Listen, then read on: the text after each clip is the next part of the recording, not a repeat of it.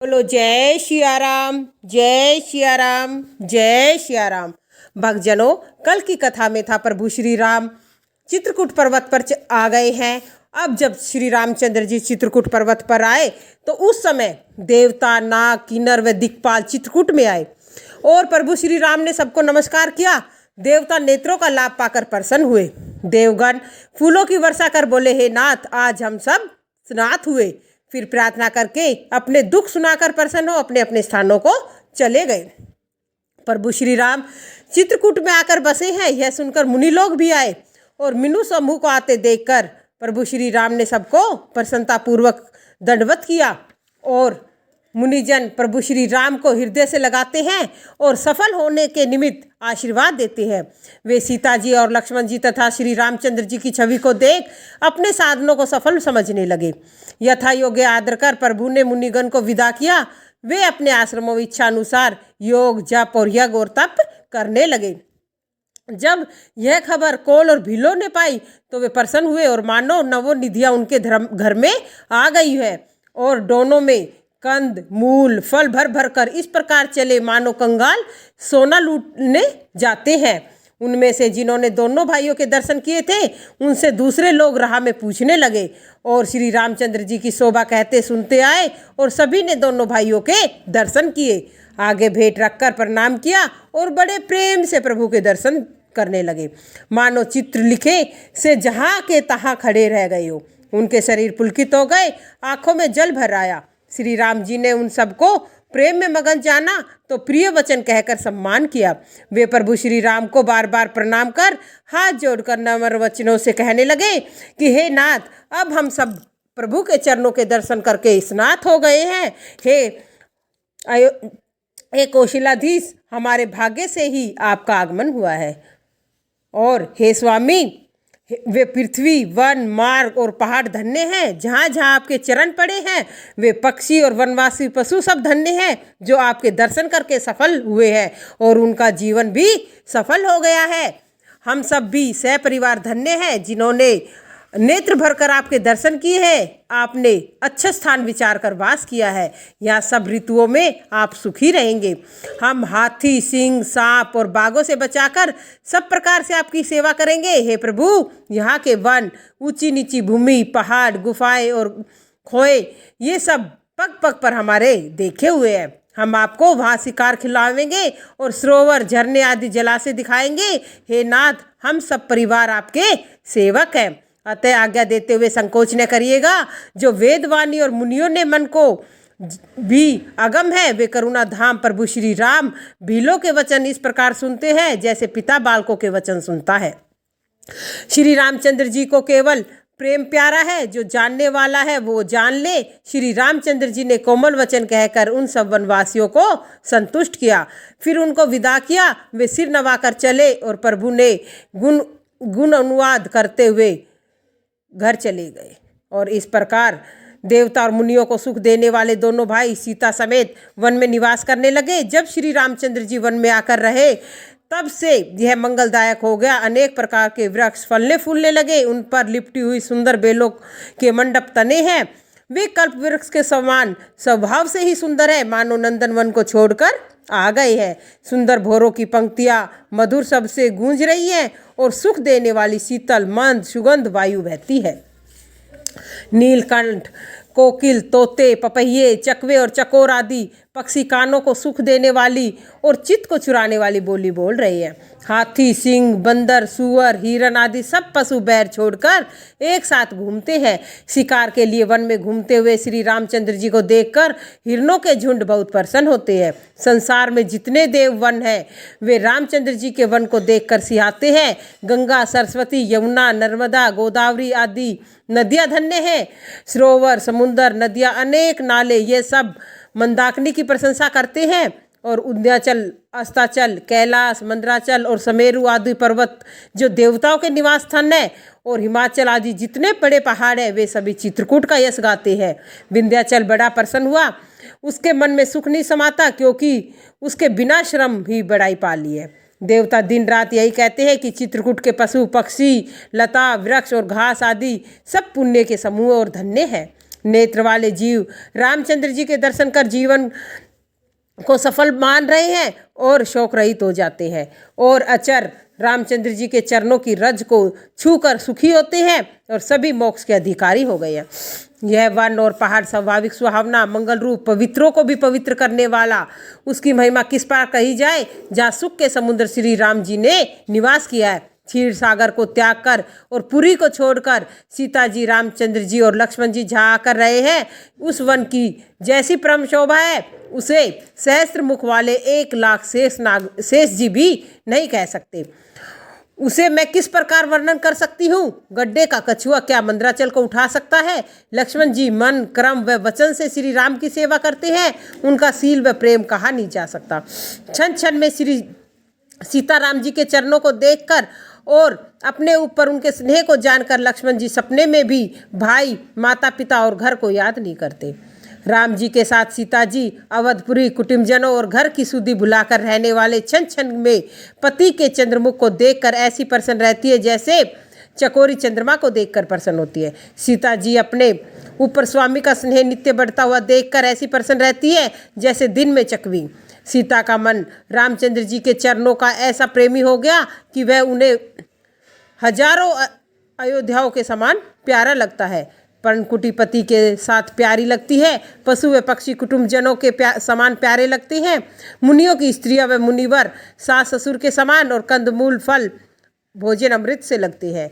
पति के साथ सुंदर साथी ही कामदेव की सैकड़ों सेजों के समान सुखदायक है, जिसकी कृपा दृष्टि से मनुष्य लोकपाल हो जाते हैं। क्या उनको भोग विलास मोहित कर सकता है। जिस श्री रामचंद्र जी का स्मरण करने से भक्तजन विषय भोग की तिरन के समान त्याग देते हैं, उनकी प्रिया और जगत माता सीता जी के लिए इसमें कुछ आश्चर्य नहीं है। सीता जी और लक्ष्मण जी जिस प्रकार से सुख पाते हैं, रामचंद्र जी वही करते और वही कहते हैं। प्राचीन कथा कहानी विस्तार से कहते हैं। लक्ष्मण जी व सीता जी दोनों बहुत सुख से सुनते हैं और श्री रामचंद्र जी जब जब अयोध्या की शुद्धि करते हैं तब तब उनके नेत्रों में जल भर आता है। माता पिता कुटुंबी भाई भरत के स्नेहशील तथा सेवा वृत्ति के स्मरण करके कृपा सिंधु राम जी दुखी होते हैं, परंतु कुछ समय विचार कर धीरज धर लेते हैं। प्रभु की दशा देखकर सीता जी और लक्ष्मण जी व्याकुल हो जाते हैं, जैसे मनुष्य की छाया उसी के अनुसार चलती है। प्रिय पत्नी और भाई लक्ष्मण की दशा देखकर धीर दयालु और भक्तों के हृदय को शीतल करने वाले चंदन रूप श्री रामचंद्र जी को कोई अच्छी कथा कहने लगते हैं, जिसे सुनकर वे दोनों सुख पाते हैं। श्री राम जी और लक्ष्मण जी व सीता जी के साथ पर्णकुटी में ऐसे सुशोभित हैं जैसे इंद्र सची और पुत्र जयंत के साथ अमरावती में बसते हैं। प्रभु श्री रामचंद्र जी सीता जी लक्ष्मण जी की कैसे रक्षा करते हैं, जैसे पलक आँखों की पुतलियों की, और लक्ष्मण व सीता श्री राम जी की ऐसे सेवा करते हैं जैसे अज्ञानी पुरुष शरीर की करते हैं। इस प्रकार पशु पक्षी देवता तपस्वियों के हितकारी प्रभु वन में सुख से रहने लगे और सुंदर राम वन गमन। मैंने कहा अब जिस प्रकार सुमंतपुरी में आए सो सुनो। प्रभु को पहुंचाकर निषाद राज लौटे, तब आकर उसने सुमंत सहित रथ को वहीं देखा। मंत्री को व्याकुल देखकर निषाद को जो दुख हुआ वह कहा नहीं जा सकता। सुमंत हे राम हे सीते हे लक्ष्मण पुकार कर बहुत व्याकुल होकर पृथ्वी पर गिर पड़े। घोड़े दक्षिण दिशा की ओर देखे और ऐसे ही निनाने लगे जैसे बिना पंख के पक्षी दुखी होते हैं। वे न घास चरते न पानी पीते हैं, आंखों में आंसू बह रहे। श्री रामचंद्र जी के घोड़ों को ऐसा देखकर निषाद राज व्याकुल हो जाते हैं। तब निषाद राज ने धीरज धरकर कहा, हे सुमंत दुख को छोड़ दो, आप पंडित और परमार्थ ज्ञाता हो, विधाता को उल्टा जानकर धीरज धरो। निषाद ने मधुर वाणी से अनेक कथाएं कहकर सुमंत को बरबस लाकर रथ में बिठाया। वे शोक से में स्थिर हो जाने से रथ को नहीं हाँक सके। राम विरह की उनके हृदय में बड़ी पीड़ा थी। घोड़े तड़पड़ाते हैं, सीधे रास्ते पर नहीं चलते, मानो जंगली हिरन लाकर रथ में जोत दिए हैं। कभी अटक जाते हैं तो पीछे घूम कर देखते हैं और राम जी के विरह से बड़े व्याकुल हो गए। जो कोई राम लक्ष्मण व सीता का नाम लेता है तो हिस हिस हिस करके वे घोड़े उसकी ओर देखने लगते हैं। घोड़ों की विरह दशा कैसे कहे, ऐसे व्याकुल है जैसे मणि के बिना श्रप। और सुमंत व घोड़ों की यह दशा देखकर निषाद राज दुखी हो गए। तब उसने अपने 4 अच्छे सेवक बुलाकर सारथी सुमंत के साथ कर दिए। सुमंत को पहुंचाकर निषाद राज लौटा। उस समय की विरह और व्यथा कही नहीं जा सकती। चारों निषाद सेवक रथ लेकर अयोध्या को गए और वे भी थोड़ी थोड़ी देर में दुख में मगन हो जाते थे। व्याकुल और दुख से दीन सुमंत सोचने लगे कि श्री रामचंद्र जी के बिना जीवन को धिक्कार है। यह नीच देह अंत में रहेगी तो नहीं। राम जी से बिछो होते ही इसने यश क्यों न ले लिया। यह प्राण अपयश और पाप के भागी हुए किस कारण यह शरीर से नहीं निकलते। हाय, यह मूर्ख मन अवसर चूक गया। अब भी तो हृदय के दो टूक नहीं होते। सुमंत हाथ मलकर और सिर धुनकर पछताते रहे और मानो कंजूस धन की ढेरों गवा बैठा हो। ऐसे चले जैसे कोई योद्धा बाना बांधकर और सूरवीर कहलाकर लड़ाई से भाग चलाओ। जिस प्रकार कोई ज्ञानवान वेद का ज्ञाता साधुओं के अनुकूल ब्राह्मण मदिरा पान करके पछतावा करे, इसी प्रकार सुमंत सोच रहे हैं। जैसे कोई कुलीन साध्वी चतुर और कर्म मन वाणी से पति को देवता मानने वाली स्त्री कर्म गति से पति को छोड़कर दुखी रहे, इसी प्रकार सुमंत के हृदय के कठिन दुख था। आंखों में आंसू भरे हैं, दृष्टि कम हो गई है, कानों से कुछ सुनाई नहीं देता।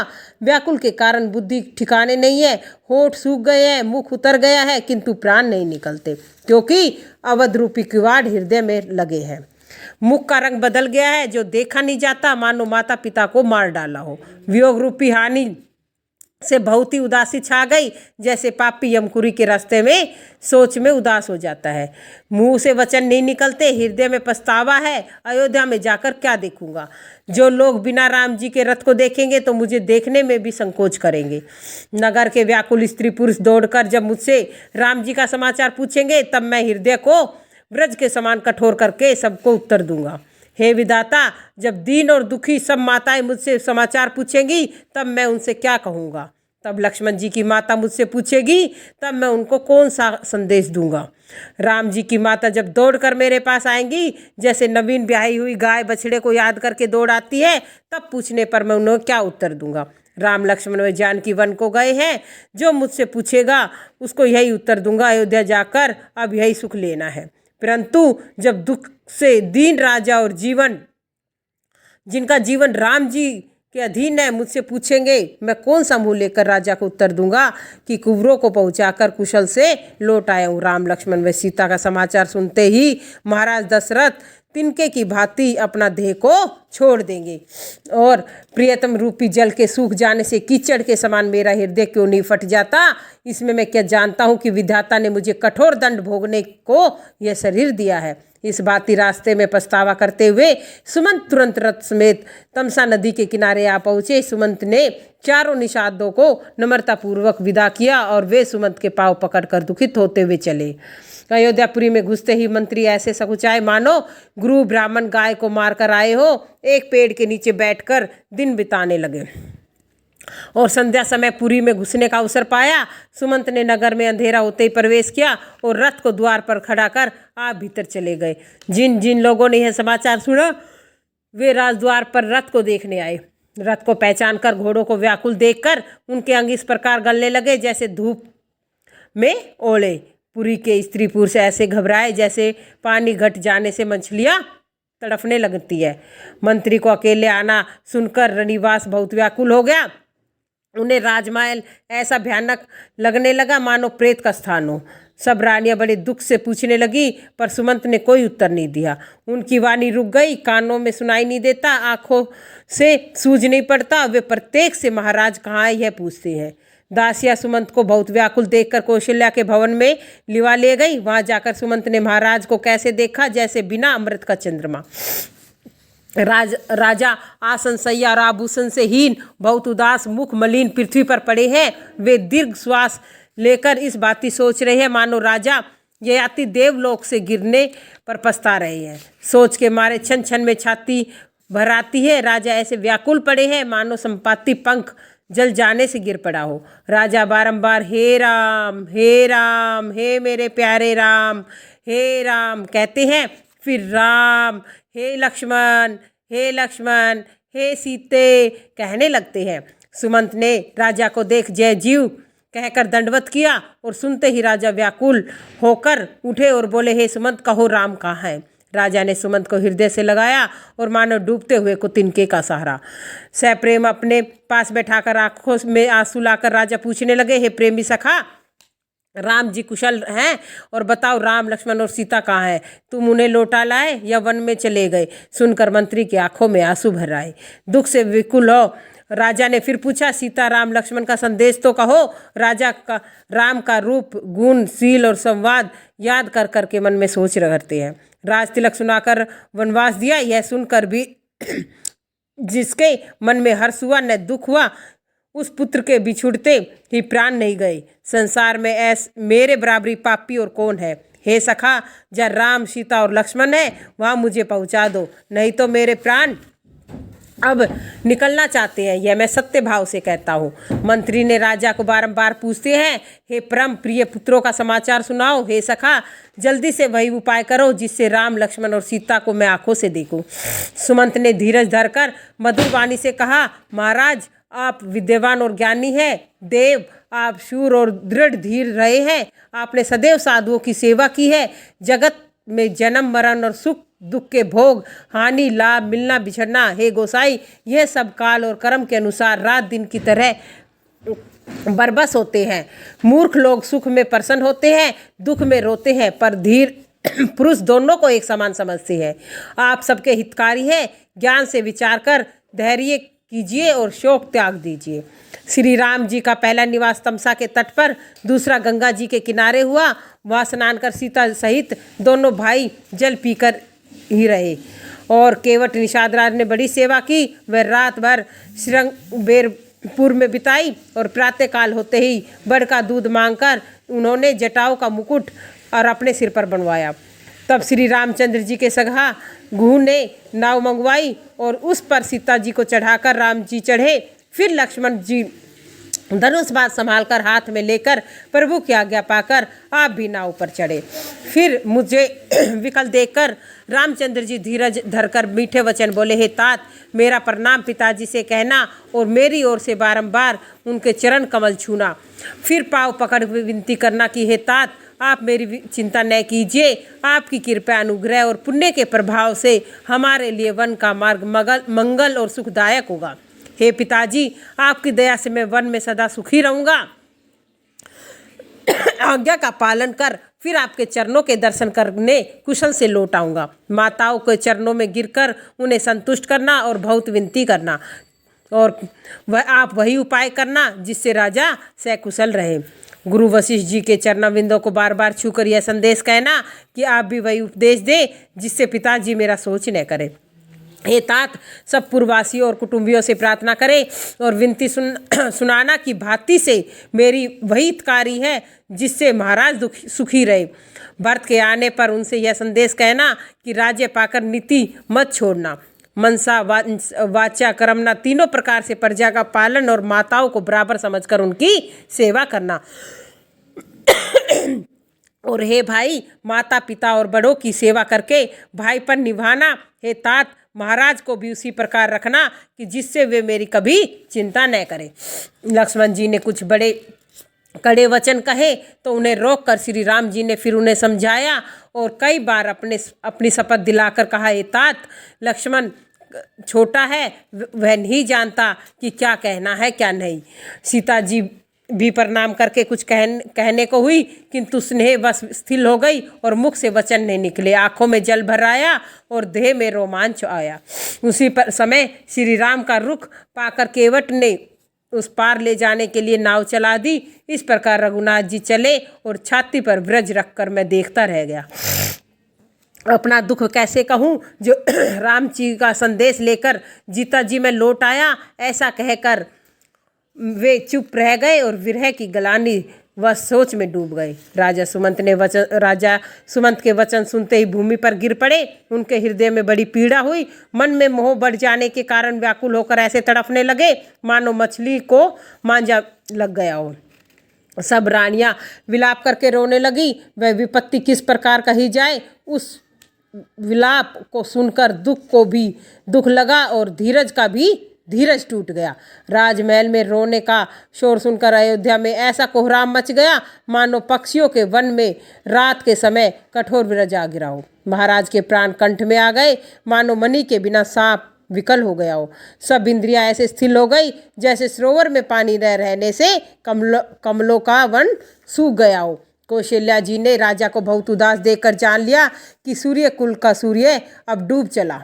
राम जी की माता मन में धीरज धरकर समय के अनुकूल वचन बोली, हे स्वामी, आप मन में समझकर विचार कीजिए कि राम का बिछो तो अपार समुंदर है और अवधि जहाज है, उसके आप ही खवैया है। सब प्रियजन उस पर यात्रियों के झुंड के समान है। आप धीरज धरेंगे तो पार उतर जाएंगे, नहीं तो सभी परिवार डूब जाएगा। हे स्वामी, जो आप मेरी विनती को हृदय में धारण करें तो राम लक्ष्मण सीता फिर आ मिलेंगे।